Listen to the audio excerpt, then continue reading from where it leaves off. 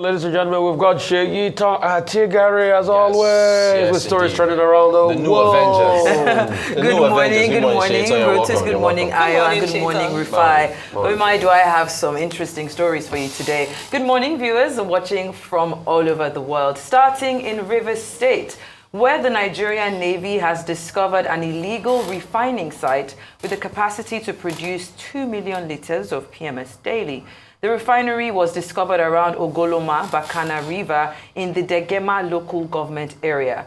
Over 500 cooking drums containing more than 200 litres of illegal refined oil have been destroyed so far. The illegal refinery had a pipeline connected to a nearby oil wellhead operated by the Nigerian National Petroleum Company Limited, used by suspected oil thieves to siphon crude oil for refining. Let's have a listen. As the operation is still ongoing, they have destroyed over 500 drums containing over 200 litres of AGO, amounting to over 2 million litres of AGO.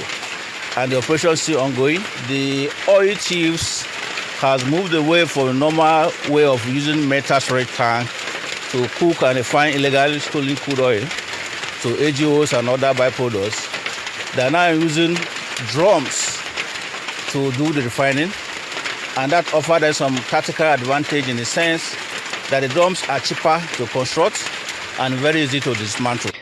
Well, let's take a listen to what people have been saying. In Nigeria, rinse and repeat. It's the same thing every year. Why can't we just get a working refinery and employ the perpetrators to work there, since they have that much talent? The next tweet there reads, if we don't invest, I'm sure Rotus will like this, if we don't invest more into AI and technology-savvy individuals to checkmate the illegal refineries and crude oil theft, coupled with our perennial gas emissions or flaring of gas, while not even a foothold into curtailing the disastrous climate change crisis looming from the occurring factors herewith.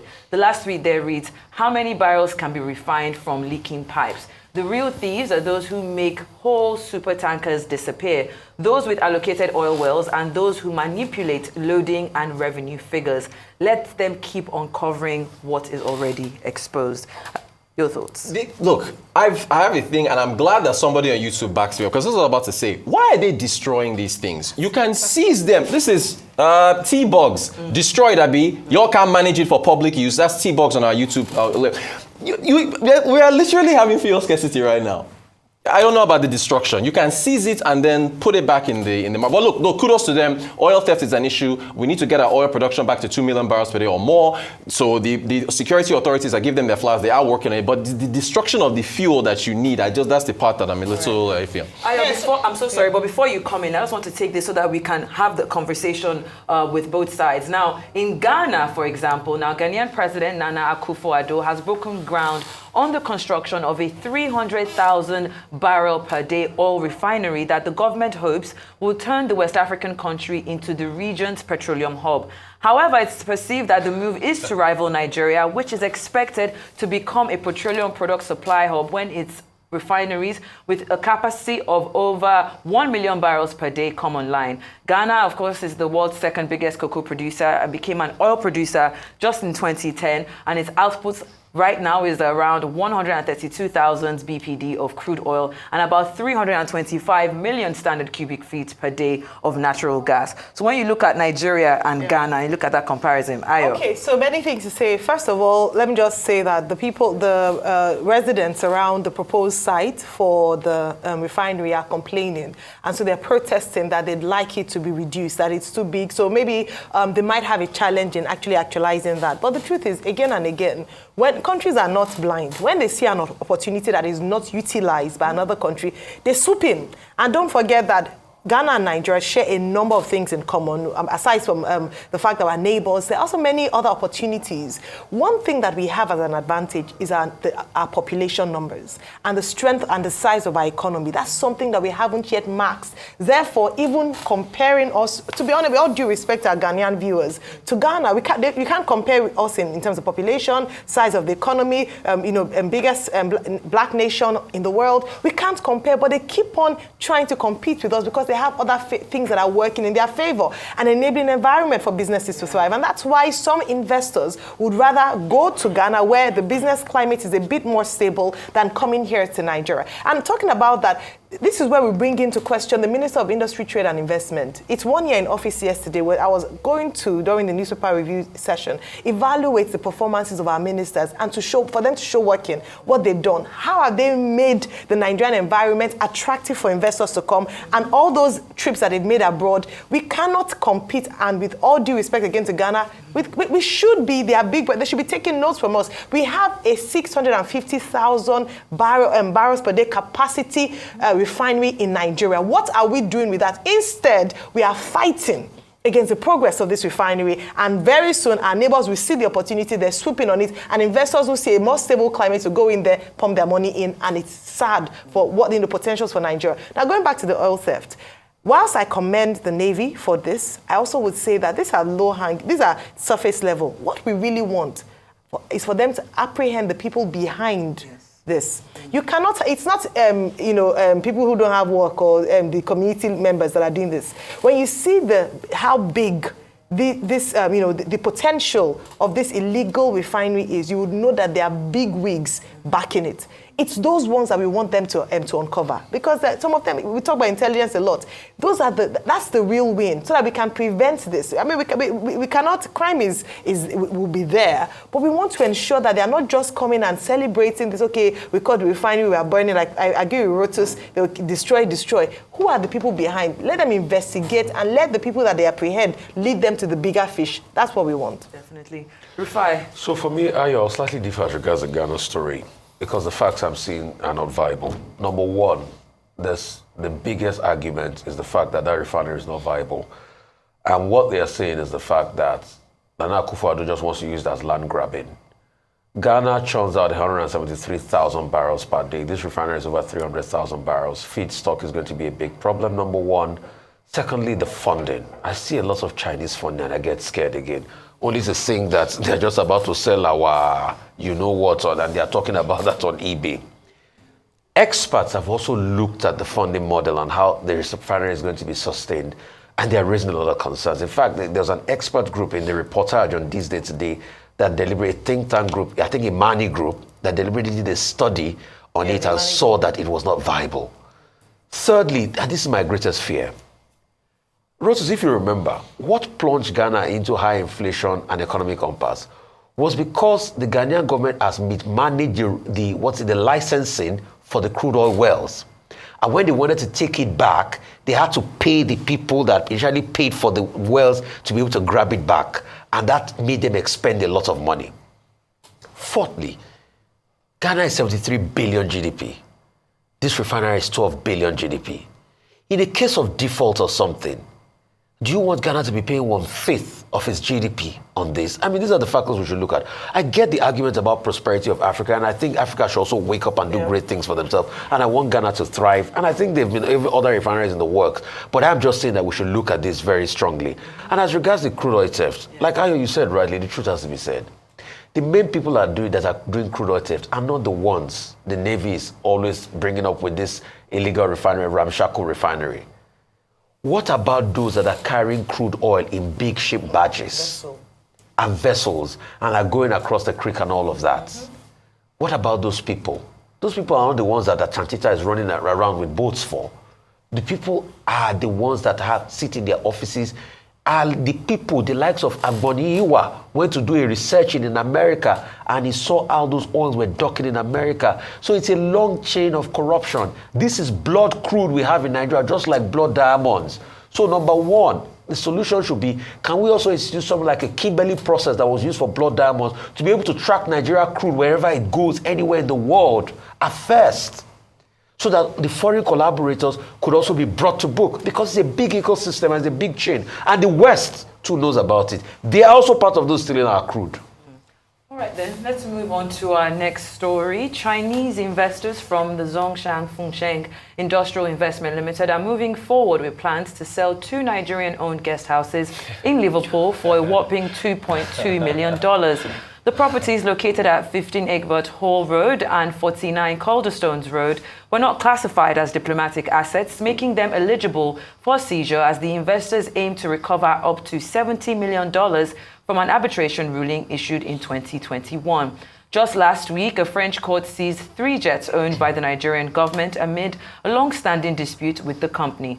Despite Nigeria's attempts to claim sovereign immunity, European courts have granted enforcement orders allowing Zhongshan to pursue the recovery of assets in the UK, Belgium, France, and other countries. There's a saying that the beatings will continue until morale improves. So you have to honor contracts.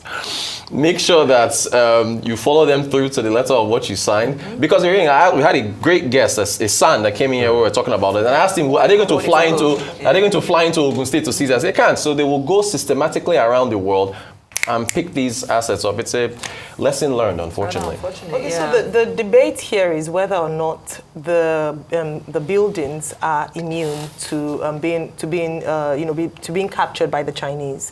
If it's property of state or used for diplomatic purposes, then they cannot. Now, what the Nigerian side is saying is that it's the residents of our consular services, our ambassadors in the United Kingdom. But what the judge ruled, or the masters ruled during the arbitration, was that one of the buildings has been dilapidated for 34 years. Is in a state of ruin. Another has been leased out for 34 years. Therefore, they cannot convince the courts or the arbitrators that it is state-owned building.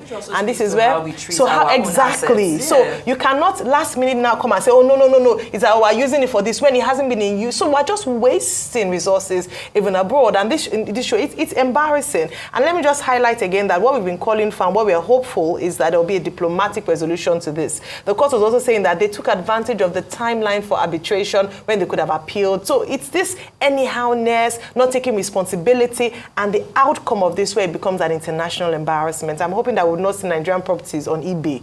It is embarrassing. That would be very embarrassing. Well, let's take if you want to just quickly comment, 2 minutes, Rufai. I'm giving you 2 minutes. Okay, so I'll give kudos to TVC. TVC did a very proper investigative job this morning where they went to Igbesa. Actually, the free trade zone is in Igbesa. Yeah. And they discovered that over 40 companies and thereabouts and things like that are working there and things are working. But I think where we should really look at is the interplay that happened between the administration of Amosu and the preceding administration. Who were the ones that brought this Fonshen in? We have not answered that question. Because the same Fonshen that when things did not go their way are now the ones taking Nigeria. So, because originally we hear that place was supposed to be a partnership between China, Investment, Nigeria, and all that. So who first backed that Fonshen in? We need to get an investigative job on that. Because that's the root cause of everything that we are facing today. I think I was less than 2 minutes. Yes, you did. You did try for me today. Well, let's take our final story. Former Miss South Africa candidate Chidima Adetshina is at risk of losing her South African ID as Hawks, a top investigative unit, have intensified their probe into her mother's past for alleged identity theft. The 23-year-old model of Nigerian heritage has been a subject of controversy over her eligibility to contest for this year's Miss South Africa competition, thereby causing her to withdraw from the pageant. The investigation, which kicked off this week, initiated by the Home Affairs Parliamentary Committee, has uncovered that Adetshina's mother allegedly stole the identity of a South African woman in 1995. Adetshina's mother, born in 1982 and originally from Mozambique, faced numerous hurdles in obtaining an ID and registering her child's birth. The Home Affairs Department has now issued a legal letter to her mother demanding an explanation or risking the cancellation of her identity registration, which would render Adetshina's citizenship null and void. Let's take a look. The department endeavored to retrieve the records of the contestant and her mother. A team of investigators from counter-corruption and civic services officials was established to investigate the registration of the birth for both the mother and her daughter. A preliminary investigation found that there was a prima facie indications of fraud committed by Chidima Adetshina's mother. On the strength of these indications, the department broadened the investigation scope as reasons existed to believe that fraud and identity theft may have been committed by the person recorded in Home Affairs records as Chidima Adichina's mother. Meanwhile, the former Miss South African candidate, who is now a contestant in the upcoming Miss Universe Nigeria pageant, arrived in Lagos, Nigeria yesterday afternoon. This marks her first visit from Cape Town, where she was previously involved in a nationality dispute that led to her withdrawal from the Miss South Africa pageant. Despite the ongoing investigation into her mother's alleged identity theft, which may put her South African ID at risk, Chidima says she's focused on her new journey and expressed excitement about exploring Nigeria and being part of the pageant. Excited that I'm in my father's land and I want to get to experience more about it. It's been 20 years since I've been here, so I just want to get to know more about the culture and where I really come from. So my goal is obviously to win the crown for Miss Universe Nigeria, and I do have an impact that I want to share with everybody. As a woman who has obviously faced adversity, I want to use my story to bring people together. I want us to value diversity and celebrate our differences. By that way, we can build a stronger community that benefits everybody. So two issues here, the fact that her ID might be revoked and the fact that now that that's happening, she's left South Africa, she's come to Nigeria, and according to the reports, she's actually leading right now for this Miss Universe pageant. But the issues also surrounding that is the fact that she hasn't been here in 20 years. She's representing Taraba State, I think that's where her father is from. So people are saying, isn't there anybody that has been in Nigeria who is, I'm not trying to say she's not our own, she's our own. But imagine you're Miss Taraba, you've been here, and then someone just comes from SA and then takes over. So what are your thoughts on it? Look, Nigeria, I love the way Nigeria embraced her with all the unfair criticism she was getting in South Africa to bring. It's funny, she's here now. Israel Adesina is also here as well. So we've got all celebs coming into the country. Adesina, excuse me. So thank you. So look, a crime is a crime, and unfortunately, because of the amount of heat, there was an interview, I think it was on Arise 360, where this matter was discussed, and I think it was the Home Affairs Ministry actually quoted the tweets where our interview was taking place and said this will be looked into further. So with the heat that the South Africans have taken on this, they can show leniency for this identity thing. But unfortunately, it looks like she's going to be cast out because a crime is a crime. They won't show her any leniency. But look, we should take this opportunity to embrace her, let her compete. I love the fact that the folks have Bruce's and so on. So and I wish her good luck. I wish her good luck in the competition. Okay, so a very difficult one then, and your perspective is what I've mulled over since the story emerged. That yes, we're sympathetic and we embrace her, she's one of us. But this is a question also of identity. If the South African government revoke her identity documents, it would mean that if she doesn't have a Nigerian passport yet, she'll be stateless. A number of people have even said, let her go to her mom's place of Mozambique. But I mean, we can easily fix that because she has a Nigerian father. But it's what's inside that matters. And sometimes it is the psychological effect of the fact that the people you've known for many years as your people, let's not discount that fact. Yeah. She's lived in South Africa, she's internalized, she's made her life there. These are the people that she knows, these are her relatives, and you uproot her for something that she might not have been aware of. In the UK, there's something called discretionary leave to remain. Even when you don't have you don't fall under any of the rules to remain as a result of the fact that you don't have your papers. What the judge can then consider is if you've made life in the UK, you've internalized, and you don't really have roots to the country that they are sending you to. It is part of human rights, it's part of the humanity of our people. And that's what I'm saying. It's not just clear cut, come to us. She has roots in South Africa. Those are people that she knows, that's her identity. Yeah. Now, coming back home to Nigeria is the same thing. What I wanted to say is that I hope that the competition will be fair to other women. Let people not pay for what is happening, because out of emotions and sentiments, let's just give her the crown. Some people said it is unfair to the other 35 ladies who've worked really hard and also deserve a chance at the crown. So I'm hoping that Silverbird will be fair. I haven't seen the other 35 ladies, but she's leading right now. She's leading trendy. Sorry, she is. She's leading right now. If I was a judge. Identity is a very big issue. And identity is a very big issue, so much that, the allowances made for people that are even stateless. You saw the refugee team at the Olympics. But speaking about identity, funny enough, one of the guys that has one of the best extensive plays on identity was Atul Fogad, that wrote the book Suzwe Bansi is Dead, and which was a real call to identity crisis. Truth is, there are two issues here. We defended her because of the xenophobic attack. Were these xenophobic attacks? Yes. Yes. Did we support the identity theft of her mother? No. And we must have to reiterate that. Because what her mother did was totally wrong, and it feed back into the ecosystem, and now it's now come out to hurt her. But we are not also going to absolve the South Africans of the xenophobic attack, which we have embraced her for, and which was the optics. Yes, she has roots in South Africa. We cannot deny that fact. The hurt that is most deep is the one that people where you call home hurt you. She'll never forget that. In all of this, apart from all the smiles, I think she properly even needs a trauma counselor. Because she's been through a lot of trauma in the first place. Then now going into the competition, now, getting her ready for the competition, that's another thing. And I do not feel she should be given any fair advantage, like you said rightly, Ayo. She should be made to compete for whatever she's going to get. But most importantly, now in going forward, is there any possibilities through the Ministry of Tourism now to be able to see how we can now regularize our papers here? Because since she has a father that was born originally here, we also need to be able to regularize our paper here and all of that. So once we do all of that, then we can now start on a firm footing and say, okay, how can we now in the future have this real conversation about xenophobia, which I don't think the South Africans should be doing to us. Definitely. Because when they also, the black South Africans today, also had an identity crisis in their country, we were the ones that stood up for them. We were the ones that donated money in secondary schools here for them. The likes of Thabo Mbeki stayed in around 1004 estate. They went to our schools here.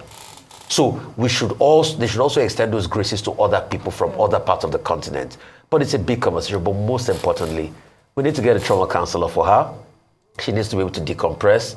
We need to be able to have conversations as regards this, and we need to be able to stop the hate in the world because the world is too hateful. Real quick. From Uche on our YouTube, Uche says if there was a crime, she did not commit the crime, it was her mom. The length of time she has spent in South Africa should have qualified her for residency or citizenship. Okay. And that's another conversation because when you look at it, and Odrotus, let me quickly correct you, doesn't follow. Look at the case of the Ghanaian man recently in his 70s or 80s that had paid taxes and everything in the UK and everything. But he hasn't regularized his stay. So that's another one. Let's be careful. It's a deeper issue. Look at the Windrush people. That's about all we can take, Shahita. Thank you so much. Awesome. You've already mentioned, her naturalization, and tomorrow we're going to be looking at this increase of, our passports, and we'll really look into that and see what Nigerian people are saying. I love how you give previews for tomorrow. That gives us something to stew over to the next day. All right, then. Thank you so much. That's all on What's Trending. I'll see you tomorrow.